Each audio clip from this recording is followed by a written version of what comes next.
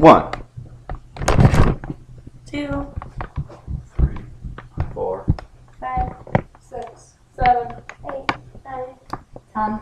11.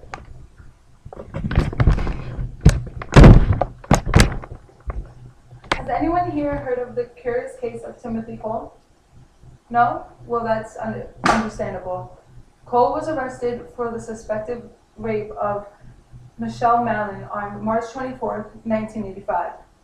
Although Cole continuously stated that he was innocent, he was convicted of raping 24-year-old Michelle Mallon. The described subject matched Cole's description perfectly, where after he was arrested, he was picked out of a lineup where he was chosen by the eyewitness. Cole went to trial, where he was then convicted and sentenced to 25 years in prison. However, Cole only served 13. Why? Because he died in prison due to an asthma attack in 1999. Jerry Wayne Johnson, the actual rapist, confessed nearly a decade later, and Cole never received his freedom. The question many who know of this case ask is the criminal justice system really working? Innocent people are spending countless years in prison for crimes they were convicted of but never committed. According to statistics on the Innocence Project's website, 1% of the United States population, which is approximately 20,000 people, are falsely convicted every year. This data is from 2011.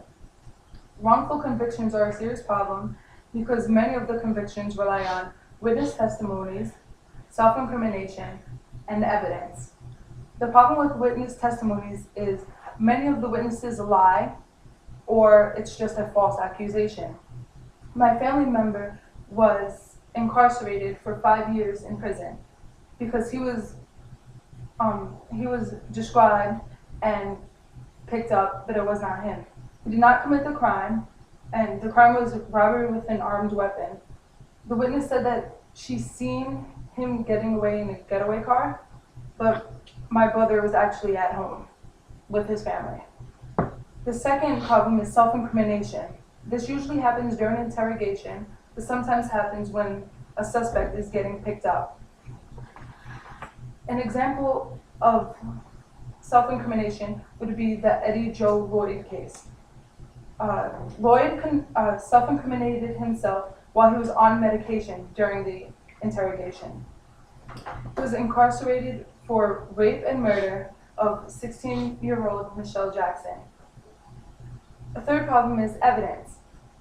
Is it enough? According to Wayne Bensley, a forensic scientist, the old ways to convict people in question are through shoe print comparisons, which usually they would check to see if there's a shoe print left at the crime scene, which they would compare to anyone in question.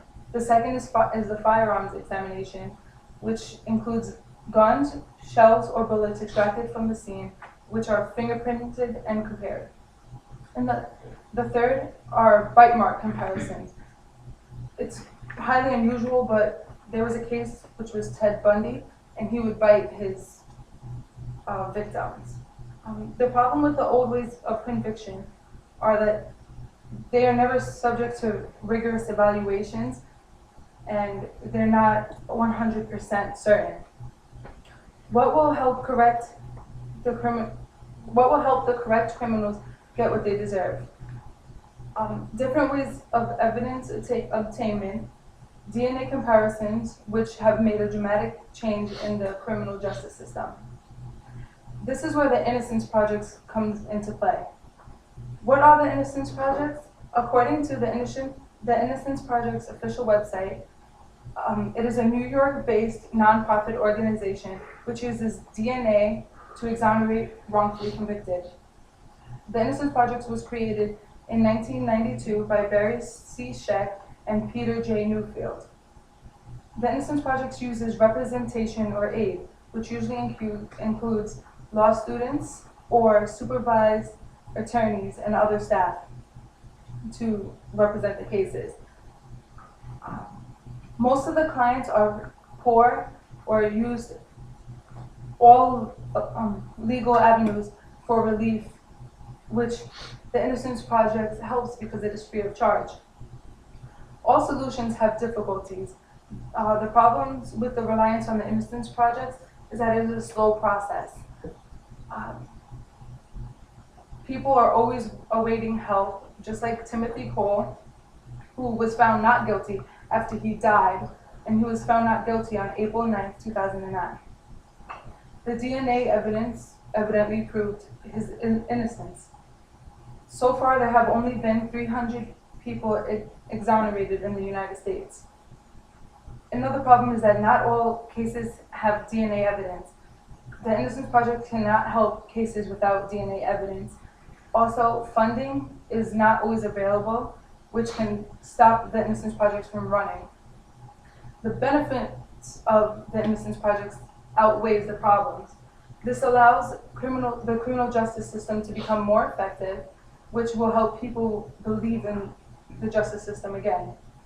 The funding will increase, more people would be freed, and real convicts will be sent to prison. This will help for more criminals to get off of the street, allowing a safer environment for children and young adults and elderly people.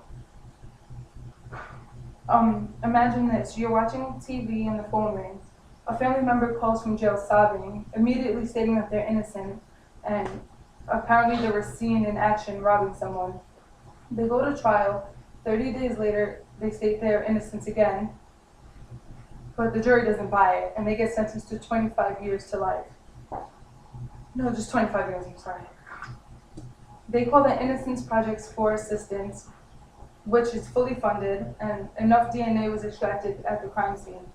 The Innocence Project staff compares the DNA sample to suspects, and it does not match, which helps them get exonerated from jail. This sounds too good to be true, doesn't it? Well, it isn't. How can we help try and make this happen?